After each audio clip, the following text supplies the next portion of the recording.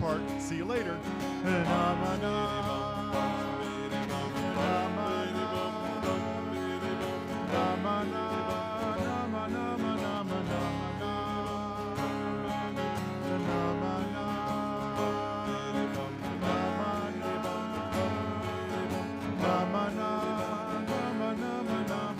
I'm doing the alto part. It's my favorite part.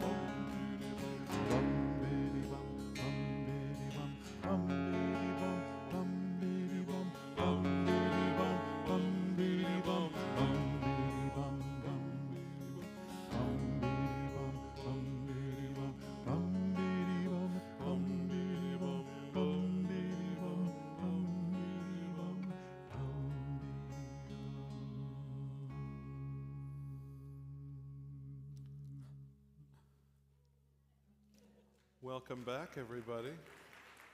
I'm sticking with the bit. Thanks for hanging in with us tonight. It's so awesome to be here with Dan Nichols. I've been waiting a long time to have this opportunity, and you shared a little bit with us about becoming Jewish. How did music enter your life? When and how? I was hoping you'd ask me that question. Okay, what will happen if I do this? Say capo 4 for a normal human. This is the first song I ever remember my mom singing to me. I must have been a little boy, maybe 2 or 3. We didn't convert to Judaism until I was 7. And this was the first song I remember my mom singing for me. On a wagon bound for market, there's a calf with a mournful eye. High above him, there's a swallow winging swiftly through the sky. How the winds are laughing, they laugh with all their might. Laugh and laugh the whole day through, and half the summer's night. Donna, donna, donna, donna, donna, donna, donna, donna, donna, donna.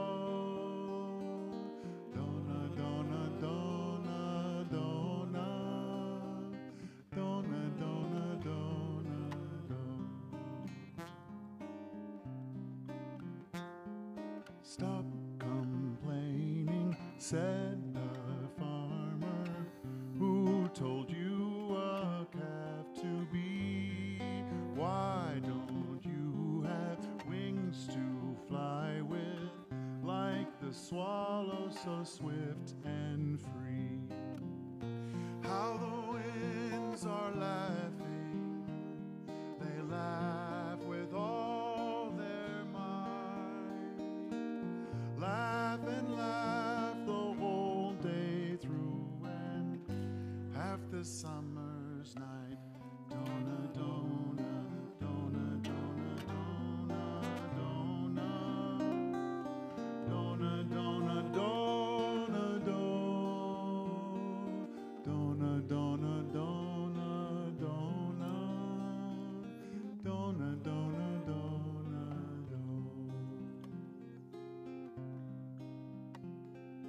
calves are easily bound and slaughtered, never knowing the reason why. But whoever treasures freedom, like the swallow, has learned to fly. How the winds are laughing, they laugh with all their might. Laugh and laugh the whole day through, and half the summer's night. Dona, dona, dona, dona, dona, dona, dona, dona, dona, dona,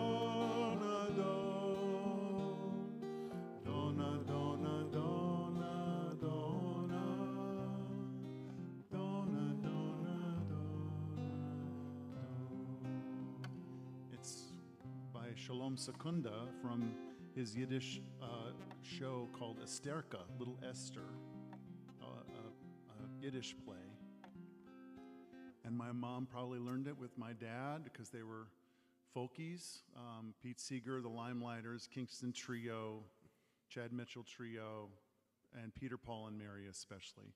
My mom has long, straight blonde hair and would sit around our kitchen table on many wonderful nights with my dad. My dad played guitar and sang beautifully. More on him later. I hope you'll ask me about my dad because I want to tell some good stories about my dad. But my mom would sit there and they would sing these songs, and Mom would harmonize with my dad and toss around her long blonde hair doing her best Mary Travers impersonation. And my mom, if she was here, she would say, I always felt like I was Jewish, I just didn't know it. And this song is, I find it really interesting that this is the song that my mom sang for me as a 2-year-old Danny Nichols. That's just a good thing. Right off the bat. And it's got that Jewish sound. It's got that unquestionable Jewish sound. And was the Jewish sound was it a straight shot to I want to sing Jewish music, I want to be involved in Jewish music, or did you go through a whole folk and expansive looking at everything musically first? I didn't know from a Jewish sound at the time. If you had asked me at 7 years old what a Jewish sound was, I would say this. I'm remembering now, when my family converted, we were at Indianapolis Hebrew Congregation in Indianapolis, Indiana, and the cantor at the time was Cantor Stephen Richards. Have you ever heard? B'Tzel Adonai Eloheinu, b'amecha Yisrael, u'tefilata b'yama tekabel. That's the Jewish sound. I didn't know from that. And then I don't think that song was even written yet when I was in his kids' choir. Mm-hmm. What I remember from Cantor Stephen Richards was the enormous gentleness and kindness of spirit and patience he had for me and the other kids in his kids' choir. We rehearsed behind the ark, and there was a young kid. He was maybe a sophomore in high school. He was always wearing an Indiana University sweatshirt, and he had a guitar, and his name was Jimbo.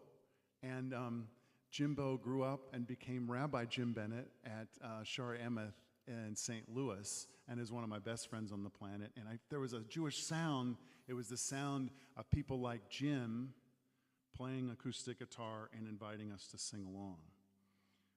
I can remember I was 7, and I don't remember saying this to my dad, but there was a Rosh Hashanah retreat that Indianapolis Hebrew congregation always did in Indianapolis. On the suburb, on the west side of town, is a little village called Zionsville, and that's where Goldman Union Camp is located, one of our union camps. At the time, it was just called Union Camp Institute.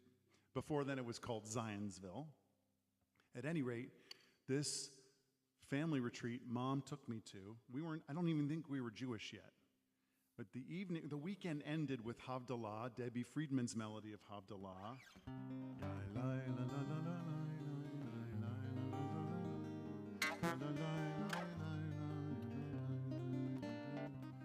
We're in the dark of the Ulam. There's a fire roaring in the fireplace, and this Jimbo is there with his Indiana University sweatshirt on and his 12-string guitar, and he led this, and I'm surrounded in the darkness by all these voices singing together, and my mom's harmonizing as she's wont to do. She's really good at harmonizing on the spot, and it just feels safe, and the feeling, it made sense. Harmony is the sound of things working. And that's how it felt emotionally for me. And I came home, and my dad asked me, Danny, how was it? And I don't remember saying this, but my dad loves telling that I said to my dad, Dad, that was the most meaningful experience of my life. Wow. I was 7. Something was happening. You know what? It took a while for me to experience what it is to have a guitar, to have music, to have English, not just Hebrew, to be invited, to join, to feel something together. You know, Debbie Friedman was introduced to me and all of us a little bit later on. We were used to this, a style of davening that was just this kind of it was a mumbling, my dad calls it the sound of the bumblebees, davening. A little shuckling makes it more meaningful and significant. And that's musical. There's vibration to that. Absolutely. There's a feeling to that, but that's all I knew. It was that, and then the announcement of the next page, and then a reading, and then more of that, and then the next page, and that's kind of what the experience of davening was. And for you to right away to be introduced to that, and you just knew that as that was normative, must have been very special. And you probably had to learn about other brands of davening and styles later on. And I wonder what you make of what you've heard out there in the world of Jewish music. You know, that might be a little different than how you started in it. Well, 2 weeks ago, I'm thinking about being at a Shabbos table at the Slifka Center for Jewish Life at Yale. 2 weeks ago, I spent Shabbat with them. And after dinner, they were benching. And what we do at camp, what I grew up with at camp, we have a rich history of singing all kinds of Jewish, and particularly Israeli folk songs with great energy and then also with great beauty, having both of those. And the melodies that were being sung 2 weeks ago were all new for me. I don't know that world of sitting at a table and benching for hours on end. And the melodies were transcendent and connected and beautiful. And it was honestly, I felt like I was in a foreign country. And it was not bad. It wasn't alienating. It just was, I'm not from here. I don't know these songs. I don't know these flavors. It also revealed for me that I have a lot more to learn, A, and B, that it was humbling because I didn't feel like I could contribute. Yeah. Not bad necessarily, just an observation. My therapist Danny says that my feelings are not problems to be solved. And I'm going with that, Danny. I love it. You had mentioned a particular song called This Is Why I Sing that you composed. And it just sort of like exemplifies. I took a listen to it on a walk. I took a long walk. It was like the first one of the, where you're feeling finally that it's coming, a little bit of warm weather. And it was like a 40-minute walk just to release all the stressors of what we all go through. I go through it too, and you gotta just find a way to release it. And for me, it's walking. And I was listening to this song. I had these headphones on, and it just was like, it really spoke to me because it kind of reminded me of maybe a little bit about why I sing too. Would you share that with us? I'd love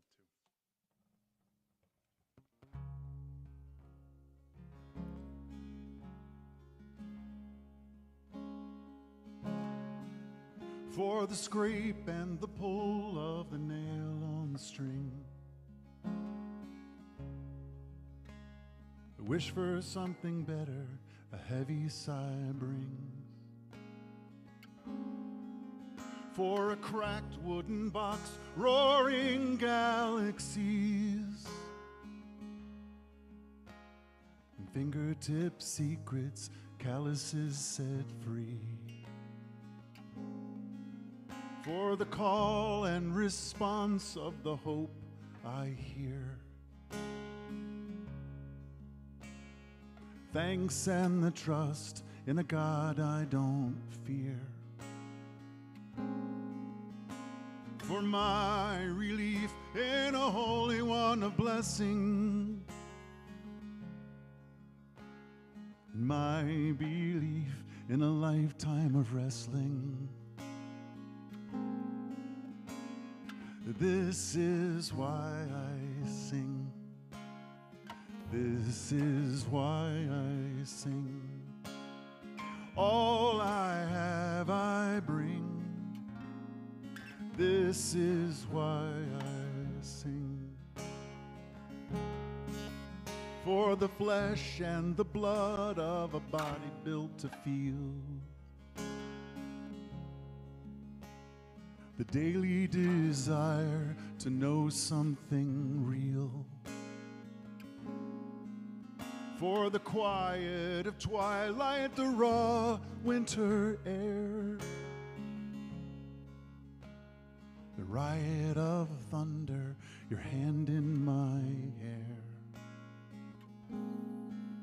For whispers and screams and the joys of release, the days and the dreams in a home I know peace.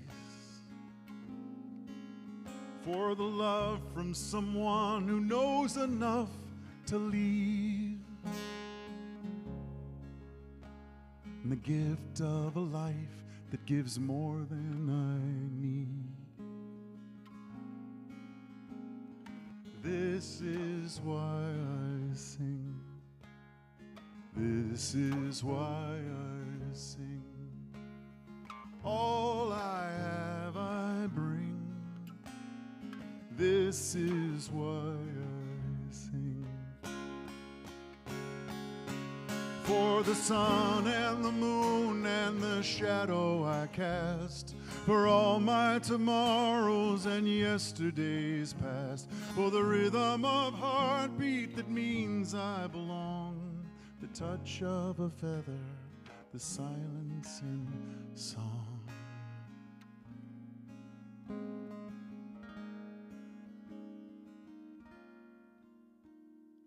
This is why I sing.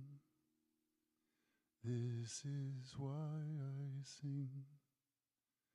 All I have I bring. This is why I sing. This is why I sing. This is why I sing. All I have I bring. This is why I sing.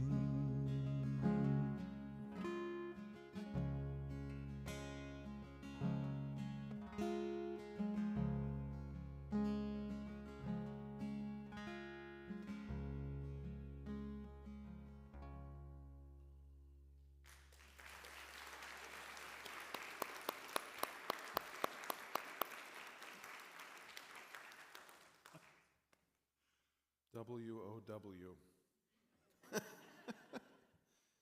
TY. It's your music is very existential.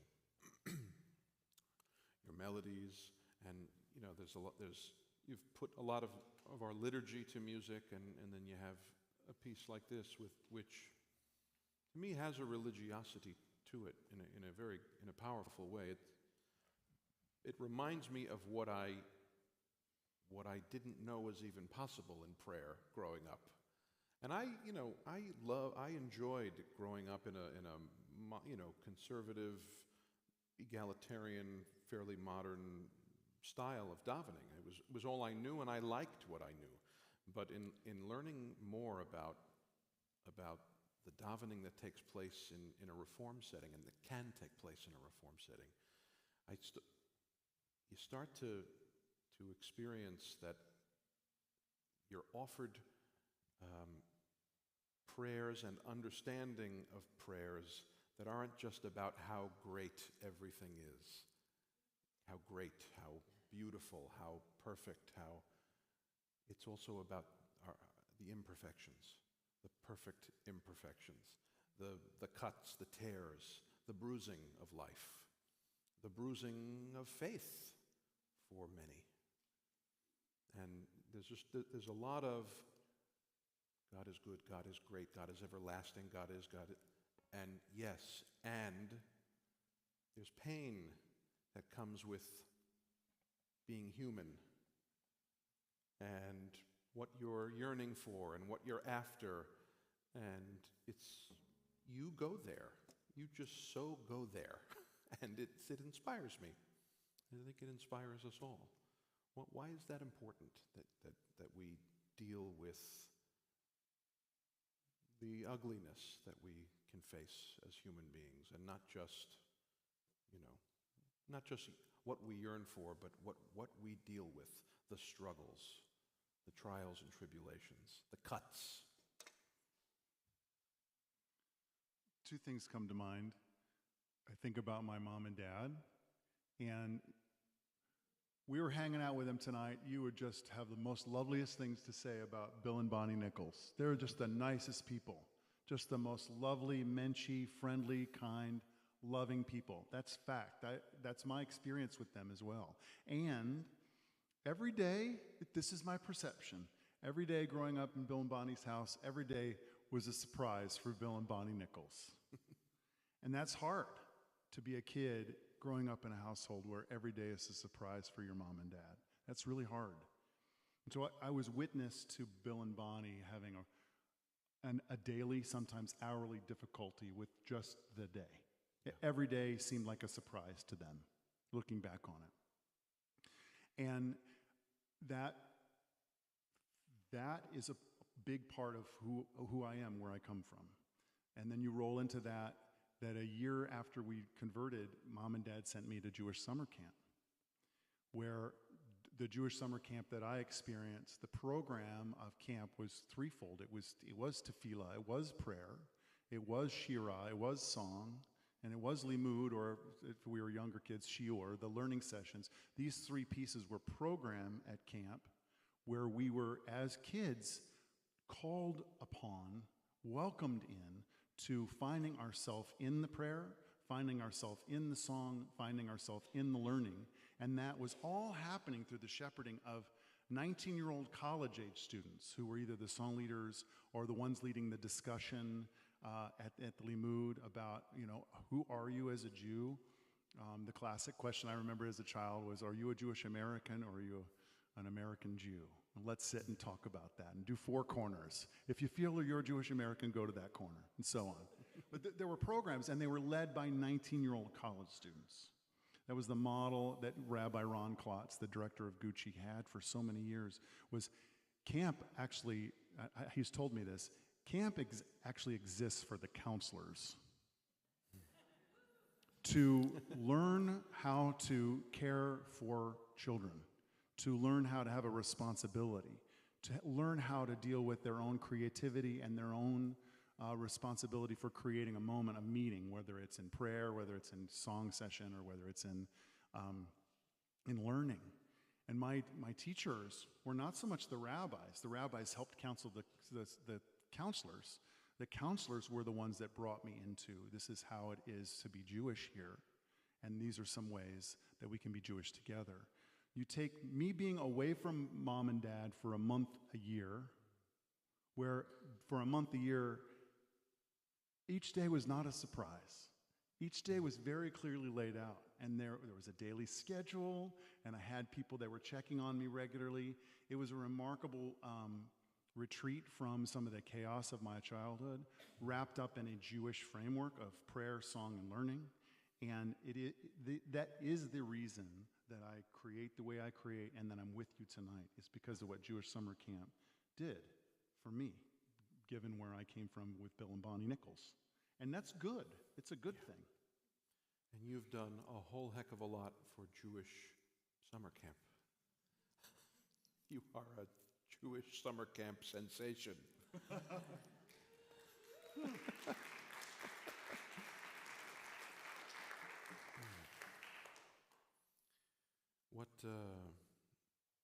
What strikes your spirit musically? What do you want to offer us? What are you thinking about right now?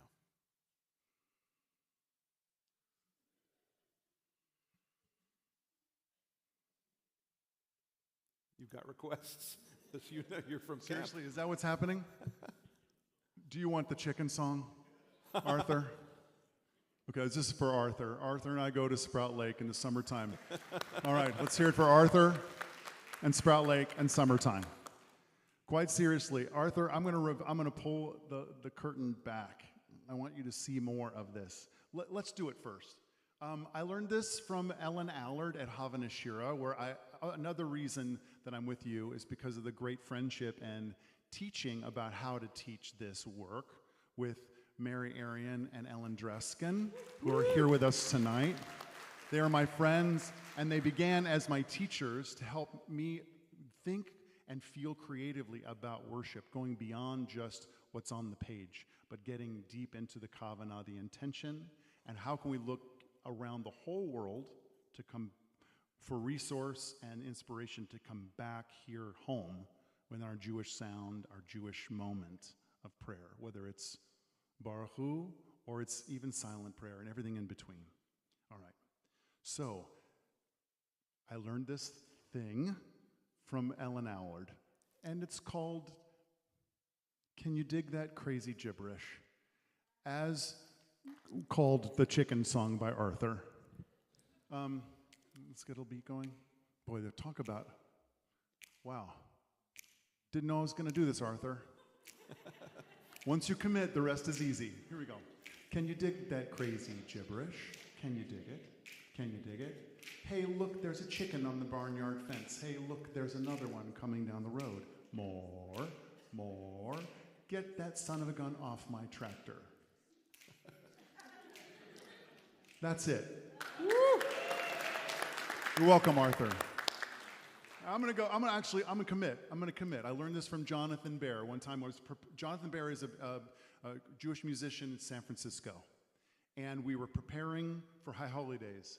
And we had rehearsed for 3 hours, and he had to go somewhere else. And he's walking out the room. He's like, sorry. And I was like, but John, we're really not ready yet. And he's like, it's gonna be okay. Once you commit, the rest is easy. Bye, Dan.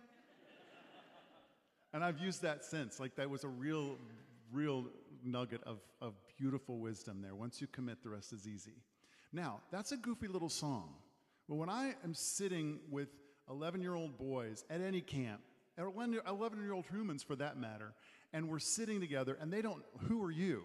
And I'm like, hi, I'm Dan. What are you doing here? I've just been dropped here. Your director says, and I'm supposed to be here right now being song boy. And the 11-year-olds are like, whatever. And I dive into that, it immediately grabs their attention with, what is wrong with this guy? And then I've got another opportunity to then say, try it. And then one kid says, no, this is too weird. And another kid ribs him in the ribs and goes, come on, let's do it. And then we're doing it, and then it's becoming a cheer, and then it's becoming, hey, do you know you can do this in a 3-part round? Like, what? And it's not easy. So now we're trying it, they're learning, we're working in a round, and when we do rounds, if we can hold a round down, then I can teach you a harmony, and you can hold a melody over here, and you can hold a melody over here, and it's a building block for having a group of people who have never really sung together and made beautiful music before, build a building block to be able to make beautiful music together through play. And my favorite teacher was my 5th grade teacher, Mr. Lloyd. Nobody seemed to enjoy teaching us more than Mr. Lloyd. And when I hang out and do the chicken song, as you call it, Arthur, so affectionately, I am harnessing all of my love and affection and lessons from Mr. Lloyd of be willing to have fun doing the thing and be willing to show, demonstrate, embody your joy of being with other people, whether they're 11 or they're 111, and be willing to have that. And so I'm so incredibly grateful that you asked for that, and that's why I do that, Arthur. There's a plan. Get ready to sing in harmony with me next year, Arthur. All right. Thank you, Arthur. I appreciate you. Everyone, this is Arthur. He's Jewish. That's not what I was planning to sing.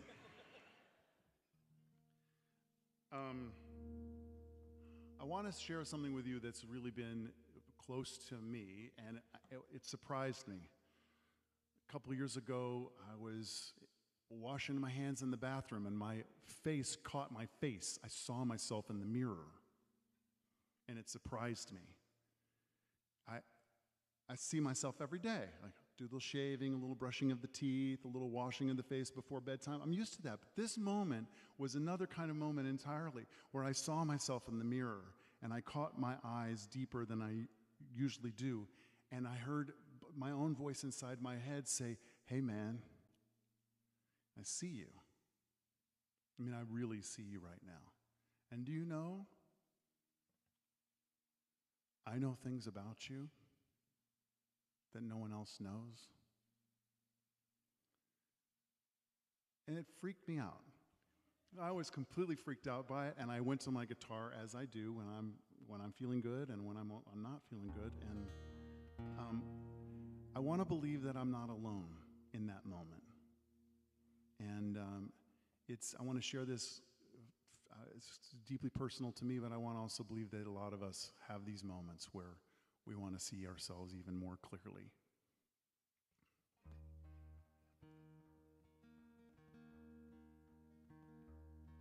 I see you hiding in the mirror. I hear you deep inside of my breath. A heart aches, reflection makes it clearer. With every rejection of what's best, you keep looking back at me, and the mirror's testifying.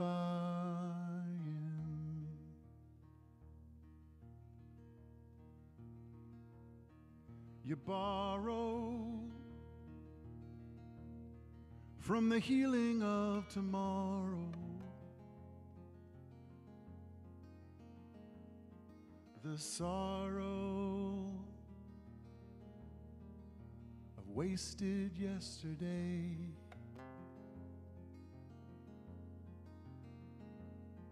Deciding is kind of like dying.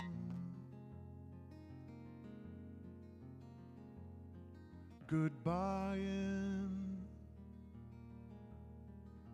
the 49%.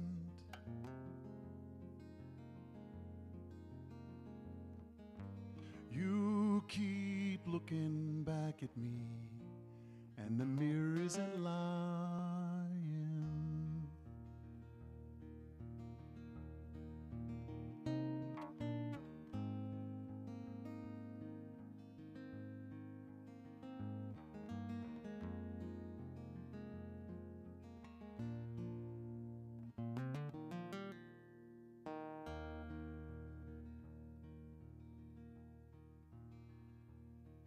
the mirror wants to make it certain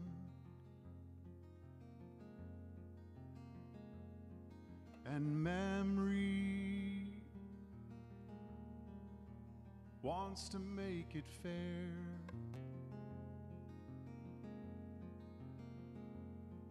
It's showtime,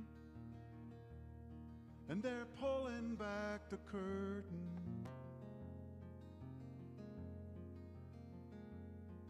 In no time, we'll see who's really there.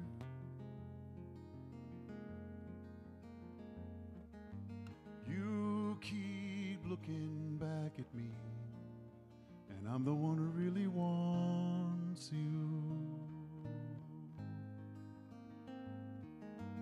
You keep looking back at me, and I'm the one who really knows you. You keep looking back at me, and I'm the one who really missed you. You keep looking back at me, and I'm the one who really loves you.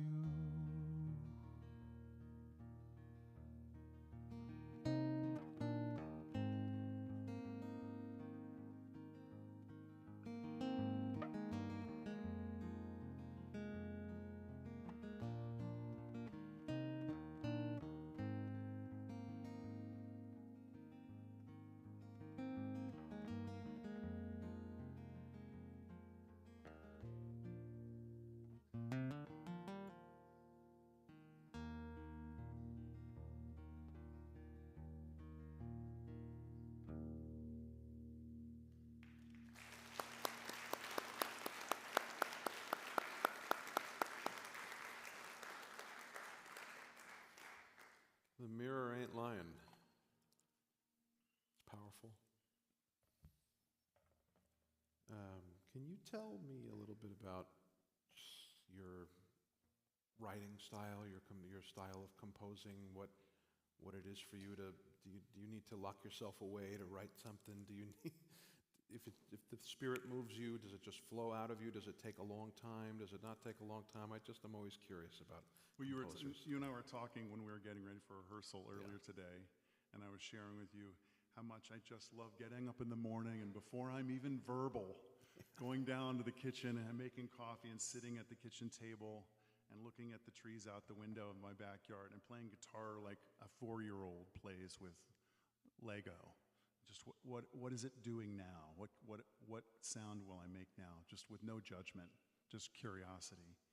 I would say that I've noticed that my songwriting approach has changed over the last, through COVID, it's changed from being, in my own house for so long. And really, God bless you, the interaction of being on Zoom was really the way that I could make a living at that period of time. That was it. I wasn't going anywhere. I travel 190 days a year for 27 years. Then all of a sudden it just I'm drops not out. traveling anywhere, and then I was making it up in Zoom. And so when I wasn't on Zoom presenting in that manner, the guitar, me and the guitar, our relationship changed in a significant way. I noticed a change there. It was more about, for example, when I wrote B'Tselem Elohim or Kila Kadosha or the Nana song, those songs were written for a direct purpose of how can I write a song that will get young-minded people to sing with great energy and great enthusiasm for these pedagogical goals of B'Tselem Elohim. How can we celebrate through our learning that we were somehow created like God? How can we think about that holiness that we embody, hopefully, and then apply that in a community situation with the song Kihila Kadosha?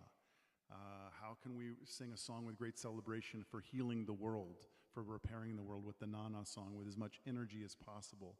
And those songs were written from the perspective of how can I get young-minded people up and literally moving and jumping with their full body, with full lung capacity to sing at the top of their lungs. Those songs were created for others to celebrate in those programmatic focus was in that direction. And then here's an example of the song "The Mirror" I just sang, and that is very selfish. That is, I'm staring at my navel for the next 4 hours, and I'm going to say what I need to say, and I'm going to take a lot of time. There's space between the lines that I would never have done 20 years ago.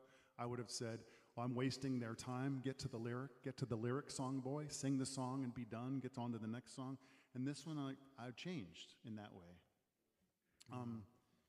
And then I think that's also affected the way I write liturgically now.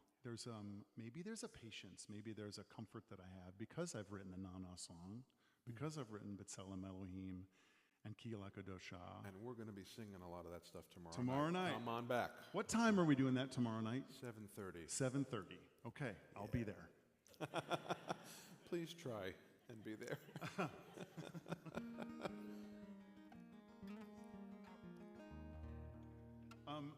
And every once in a while, I recommend a book if you are curious about the creative process. It's by Jeff Tweedy. It's called How to Write One Song. It's a wonderful read, whether you want to write a song or not. Just the idea of beginning a creative step towards yourself and what exists beyond self. It's a really inspiring book. And I'm just always writing. Yeah. And I think that's it. So it's hard for me to say other than. Do you remember the movie with Dustin Hoffman, Little Big Man? There's a line in the movie where he says, sometimes the magic works, and sometimes it doesn't. For me, that's songwriting. Yeah. And I just put myself in a position, I'm just kind of always like You're this. you're always doing it. You're just always doing it. Yeah. Whether it's working or not, you're doing it. Yeah. And if it's not working, I try to be curious instead of judgmental. Yeah. 20 years ago, when it wasn't working, I would just bring so much baggage along. It's not working because you suck. Well, and that ends the conversation.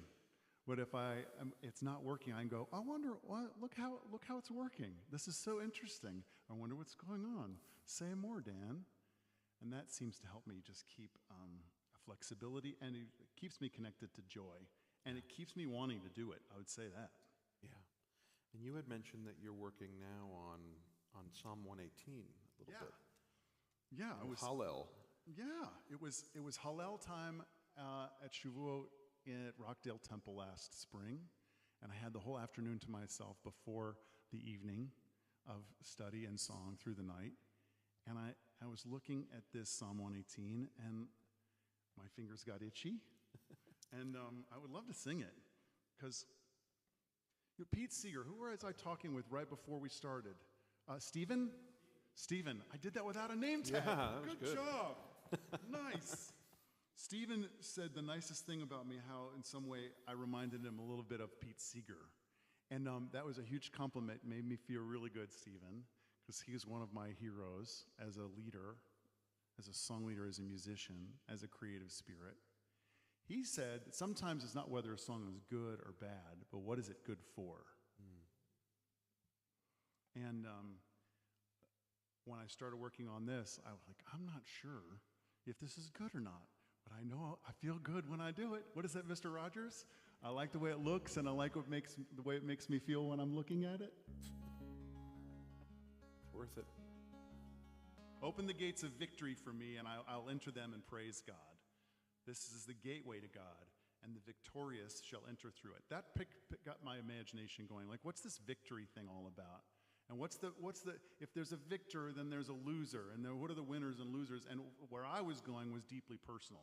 Where in my life am I winning, and where in my life am I missing the mark? I praise you, God, for you have answered me, and you have become my deliverance. The stone, I love this line, the stone that the builders rejected has now become the chief cornerstone. How many times in my life have there been parts of my life that were broken, comes back to then, and felt like they weren't worth much? That if I'm willing to be curious about my own life, I can use those experiences, those missed marks, to continue to grow and get to know myself. This is God's doing. It's marvelous in our sight. So I'm gonna sing it. Pitruli share tzedek. Notice the space. Avov amodeya.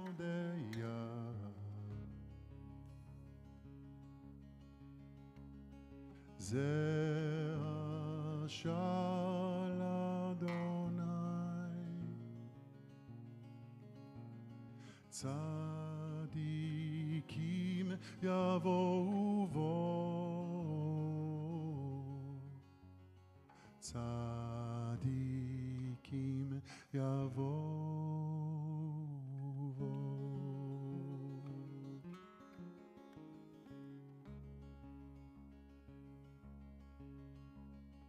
Odecha ki anitani.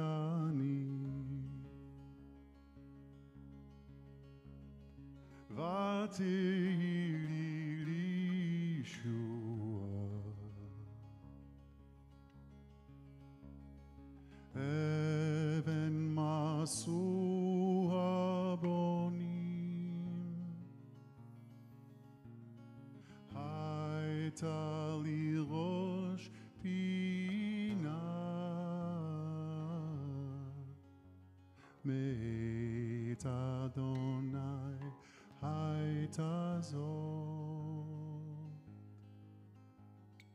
Hi niflat beinenu.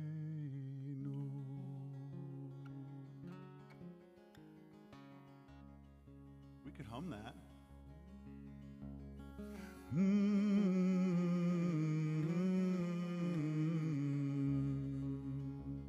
Second time it changes a little at the end.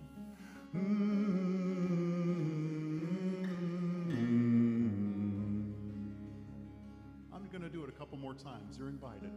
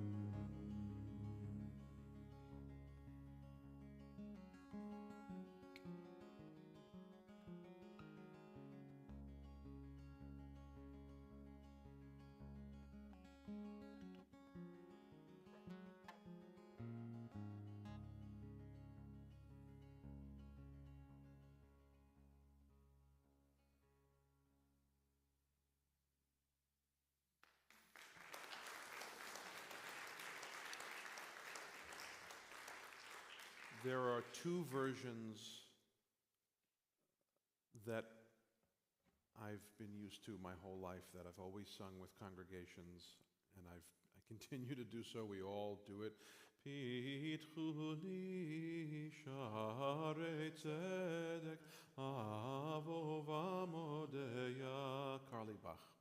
Pitchu li sharei tzedek avov amodeya. And it goes, Hashar Adonai, Tzadikim Yavovo, and then Tzadikim Yavovo, and then it goes into very much the opposite vibe. Pitchu li sharei tzedek avov amodeya. Pitchu li sharei tzedek avov amodeya. Ze hashar Adonai. Tzadikim yavohu vo, ze hashar l'Adonai. Tzadikim yavohu. And I love them. I grew up with them. We've heard them before. We know them. That exists in another universe compared to those. It's just different. It's not a matter of it's so different, but so calming. And thank you for sharing that. Thank you. I want to hear that more. Great, thank you. I'm going to learn it. It exists in this other space. I don't know if it's in between the two. It's another way of connecting with those words. A totally different way. I think we probably have time for one more musical moment, if there's anything you'd like to share, and just everybody, Dan Nichols.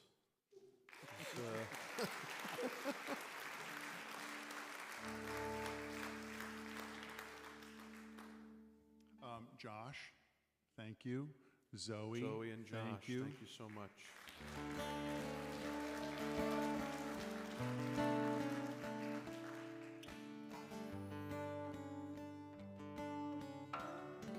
These are words from Abraham Joshua Heschel.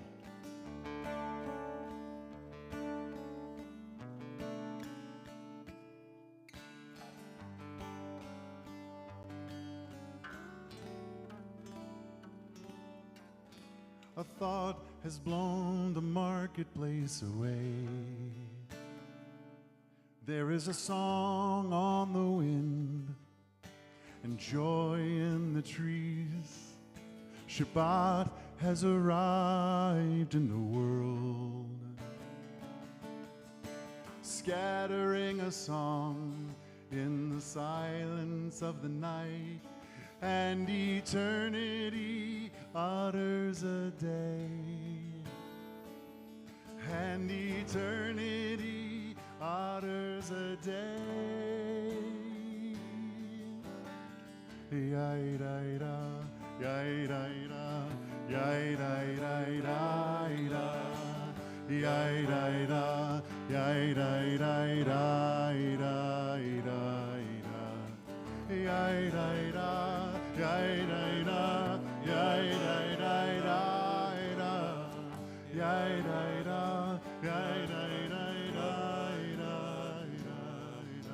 A thought has blown the marketplace away.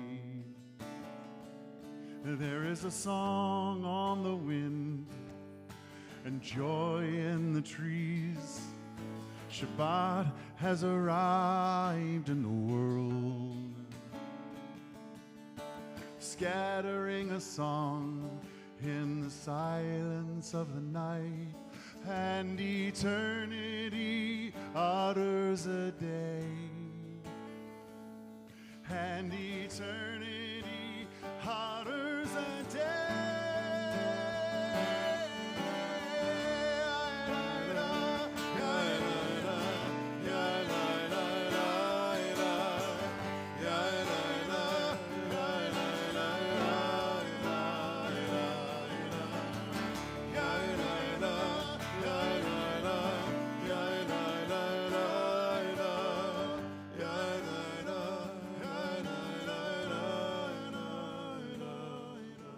There's a part in this song that I never teach or do with anybody else, but I've always dreamed of doing it. I wrote it and recorded it this way, but I've never do it. I think it's because you ever have a moment when you meet a moment and you're like, no, I'm going to bail on that. I'm not going to do that. I'm just going to walk the other way.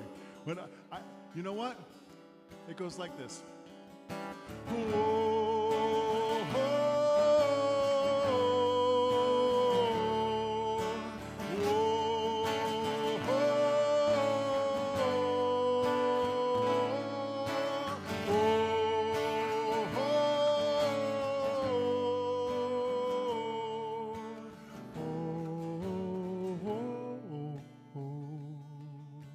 I'm going to try to teach it to you. The first phrase, oh, oh, oh. Let's try, here we go. Oh, oh,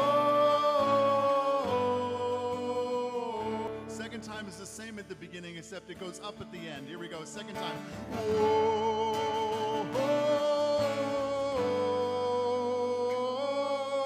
Third time is the same as the first. Oh, oh, now it changes entirely. Oh, oh, oh, oh, oh, oh.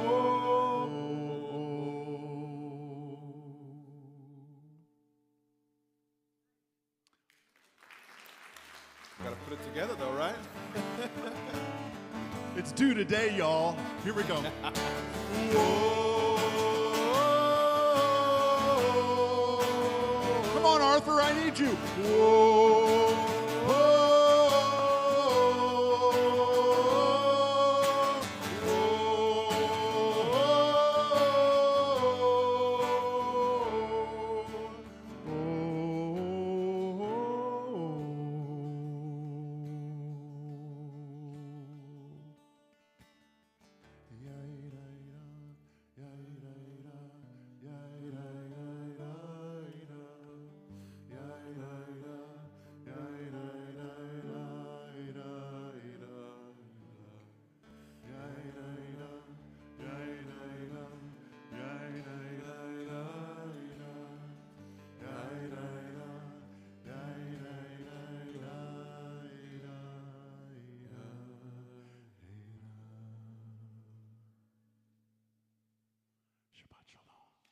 Shabbos.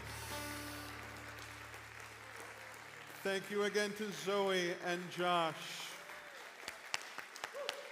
Thank you to Jess Lorden. Thank you to Allison Adler. Thank you to our amazing team. Thank you to Rabbi Fenster. Thank you to Rabbi Fisher. Thank you to Leah Sharon, our team. Almost Rabbi, I know. Woohoo! I'm honored to work with each and every one of you and to put together something like this with each and every one of you. Dan Nichols, everybody. Woo! Tomorrow, lift 10:30, and tomorrow night 7:30. Come on back.